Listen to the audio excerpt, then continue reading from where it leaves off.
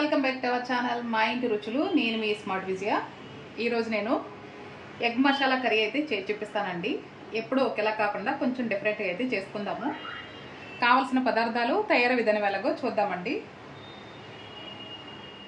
ముందుగా స్టవ్ వెలిగించుకుని కడాయిని పెట్టేసుకుని కావాల్సిన ఆయిల్ అయితే వేసేసుకున్నానండి.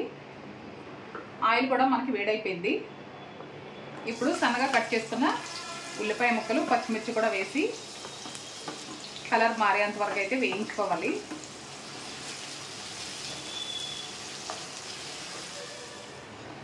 ఉల్లిపాయలు అయితే వేగిపోయాయండి. ఇప్పుడు టమాటా ముక్కలు కూడా వేసేసుకొని ఒక 2 నిమిషాలు అయితే మగ్గించుకుందాము.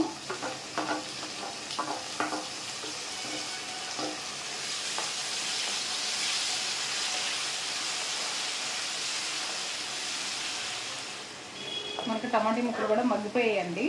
ఇప్పుడు ఒక 1/2 టీ స్పూన్ అల్లం వెల్లుల్లి పేస్ట్ అయితే వేసుకుంటున్నాను.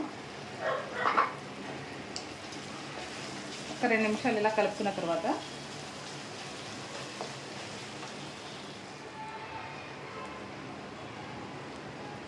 కొద్దిగా పసుపు, మనం తినేదాన్ని బట్టి కారం,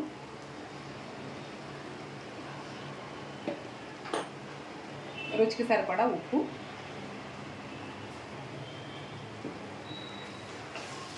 ఇలా ఈ 3 వేసుకుని ఒకసారి బాగా కలుపుకోవాలండి.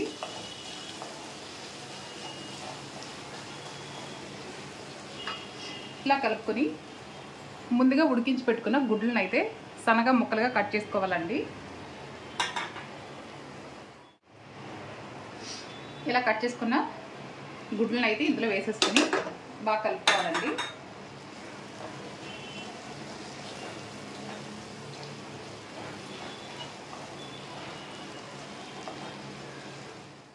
ఇలా ఒక 2-3 నిమిషాలు ఉడికిన తర్వాత కొద్దిగా హోల్ గరం మసాలా పొడి అయితే వేసుకుంటున్నానండి.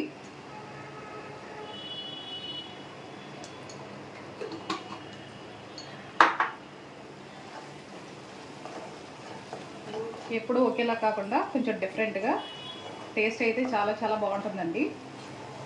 ఈ రెసిపీ మీకు కూడా నచ్చిందని అనుకుంటున్నాను. నచ్చితే తప్పకుండా మీరు కూడా ట్రై చేసి ఎలా వచ్చిందో నాకు కామెంట్ చేయండి ఫ్రెండ్స్. చూసారు కదండి, ఎగ్ మసాలా కర్రీ అయితే రెడీ అయిపోయింది. చివరిగా కొత్తిమీరను కూడా వేసేసుకుంటామండి. ఈ రెసిపీ నచ్చినట్లయితే లైక్ చేయండి, షేర్ చేయండి. నా ఛానల్ని ఫస్ట్ టైం చూసినట్లయితే సబ్స్క్రైబ్ చేసుకోండి ఫ్రెండ్స్. కర్రీ అయితే రెడీ అయిపోయిందండి. స్టవ్ కూడా ఆఫ్ చేసేసుకుంటున్నాను. Thanks for watching. బాయ్ అండి.